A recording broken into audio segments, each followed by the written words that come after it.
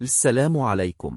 کہا جاتا ہے کہ پچھلے 50-60 سال میں دنیا بھر میں لاکھوں گودیں اٹلی کی بوڑھی راہباؤں کے باعث ہری ہو چکی ہیں، ان کی دعا سے، ان کے پیشاب سے بننے والی دوا سے۔ دعا تو راہبائیں کرتی ہی ہیں، لیکن دوا کی کہانی کیا ہے، جاننے کے لیے چلتے ہیں 1940 کی دہائی میں۔ ان برسوں میں اطالوی سائنس دان پارو ڈونینی نے یہ دریافت کیا کہ مختصر طور پر LH اور FSH کہلانے والے دو ہارمون خواتین کی بیضادانی اور سے انڈوں کو نکلنے اور یوں ان کے حاملہ ہونے میں مدد دیتے ہیں۔ سنہ 1940 کی دہائی میں انہوں نے انہی دو ہارمونز کے لیے سینکڑوں خواتین کے پیشاب کی جانچ کی اور جانا کہ یہ ایسی خواتین میں زیادہ تھے جن کی ماہواری رک چکی تھی۔ ماہواری رکنے امینوپاز کے بعد جب بیضادانی انڈے پیدا کرنا بند کر دیتی ہے تو LH اور FSH بڑھ جاتے ہیں، کیونکہ جسم ان کی پیداوار کو متحرک کرنے کی کوشش کرتا۔ اسی لیے ڈونینی نے یہ طے کیا کہ ایسی خواتین سے ان ہارمونز کا حصول کہ جن کی ماہواری رک چکی ہو، بانجھ خواتین کے لیے مددگار ہو سکتا۔ ڈونینی نے پیشاب کے کچھ ایسے نمونوں سے ہارمونز الگ کر کے بنائی ترکیب کو پرگونال کا نام دیا۔ اطالوی زبان میں اس کا مطلب ہے یہ گونیڈز میں سے گونیڈز بیضادانی اور خصی ہے۔ ڈونینی کے پاس دوا کا نسخہ تو تھا اور انہیں یقین بھی تھا کہ پرگونال حمل میں مددگار ہوگی، لیکن مسئلہ یہ تھا کہ اسے بڑی مقدار میں تیار کہاں کیا جائے اور ہارمونز الگ کرنے کے لیے درکار پیشاب کی اتنی زیادہ مقدار کہاں سے حاصل کی جائے۔ اسی الجھن میں کم و بیش 10 سال گزر گئے۔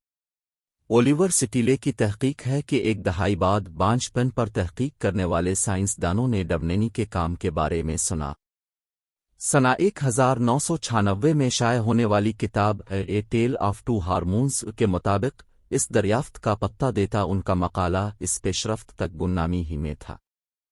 سٹیلے نے لکھا ہے کہ ڈونینی سے جنیوا میں کام کرنے والے میڈیکل کے طالب علم برونو لوننفیلڈ نے رابطہ کیا، جو حمل کو متحرک کرنے کے لیے انسانی ہارمونز کے استعمال پر تحقیق کر رہے تھے۔ آسٹریا کے ایک یہودی خاندان سے تعلق رکھنے والے لوننفیلڈ ہولوکاسٹ میں یہودیوں کی آبادی بہت کم ہونے کے بعد ان میں شرح پیدائش بڑھانے میں دلچسپی رکھتے تھے۔ لوننفیلڈ نے کلینکل ٹرائل کے لیے کافی مقدار میں دوا تیار کرنے کے لیے دواساز کمپنی سیرونو کے ایگزیکٹوز کے سامنے اپنا کیس پیش کیا، لیکن اس دوا کے لیے مینوپاز والی خواتین سے ہزاروں گیلن پیشاب کی ضرورت تھی۔ نوجوان لوننفیلڈ دوا کے لیے لابی کرنے سیرونو کے بورڈ آف ڈائریکٹرز سے ملے۔ لوننفیلڈ نے بعد میں اسرائیلی اخبار ہارٹس کو بتایا کہ میں ان کے سامنے ایک بچہ ہی تو تھا۔ میں نے اس دریافت کے بارے میں بات کرنے کے بعد بورڈ آف ڈائریکٹرز سے درخواست کی کہ وہ روزانہ اپنا پیشاب جمع کرنے پر راضی مینوپاز والی 400 خواتین کی تلاش میں مدد کرے۔ میں نے اپنی بات ختم کی، سب نے شائستگی سے تالیاں بجائیں اور پھر بورڈ کے چیئرمین کھڑے ہوئے اور کہا کہ بہت اچھا، لیکن ہم دوا کی فیکٹری ہیں، نہ کہ پیشاب کی فیکٹری۔ میں روتے ہوئے باہر بھاگا۔ تاہم سیرونو کے ایک ایگزیکٹو نے انہیں اطالوی اشرافیہ اور پوپ پوس کے بھتیجے گیولیو پیسیلی سے متعارف کرایا۔ پیسیلی سیرونو بورڈ کے رکن بھی تھے۔ پیسیلی نے لوننفیلڈ کے کام میں دلچسپی لی اور بہت سی ملاقاتوں کے بعد لوننفیلڈ کے ساتھ بورڈ آف ڈائریکٹرز سے بات کرنے پہنچے۔ پیسیلی نے بالکل وہی تقریر کی جو میں نے 10 دن پہلے کی تھی، لیکن آخر میں انہوں نے ایک جملے کا اضافہ کیا: میرے چچا پوپ پوس نے ہماری مدد کرتے ہوئے اولڈ ایج ہومز میں راہباؤں کو اس مقدس مقصد کے لیے روزانہ پیشاب جمع کرنے کے لیے کہنے کا فیصلہ کیا ہے۔ یقیناً اس جملے نے بورڈ آف ڈائریکٹرز کو فوری طور پر پیسے اور وسائل کے ساتھ ہمارے تحقیقی منصوبے کی مدد کے لیے قائل کیا۔ مجھے بعد میں پتہ چلا کہ ویٹیکن کے پاس سیرونو کے 25% حصص ہیں۔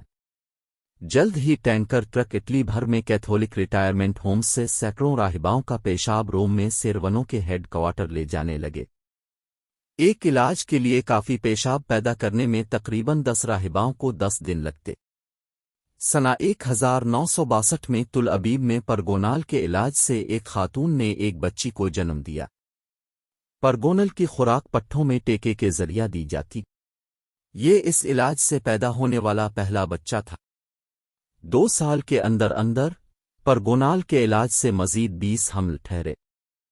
یکم اکتوبر 1966 کو نیویارک ٹائمز کی خبر تھی کہ پرگونال کی امریکی تقسیم کار لیبارٹریز نے ایک انتباہ جاری کیا ہے کہ پرگونل صرف تحقیقی استعمال کے لیے۔ اسی خبر میں تھا کہ کوئنس اور سویڈن میں دوا کے استعمال کے بعد چار بچوں کی پیدائش ہوئی۔ 70 کی دہائی کے آغاز سے امریکی خواتین بھی باقاعدگی سے یہ دوا استعمال کرنے لگیں۔ ٹائمز ہی کی ایک اور خبر کے مطابق کچھ ہی عرصے میں امریکہ میں سالانہ تقریباً 2 لاکھ خواتین حمل کی دوا لے رہی تھیں۔ ان میں سے تقریباً 9,000 ایسی تھیں جن کا علاج پرگونال سے ہو رہا تھا، جس پر ڈاکٹروں کی فیس اور کلینک کے اخراجات سمیت تقریباً $10,000 خرچ ہوتے تھے۔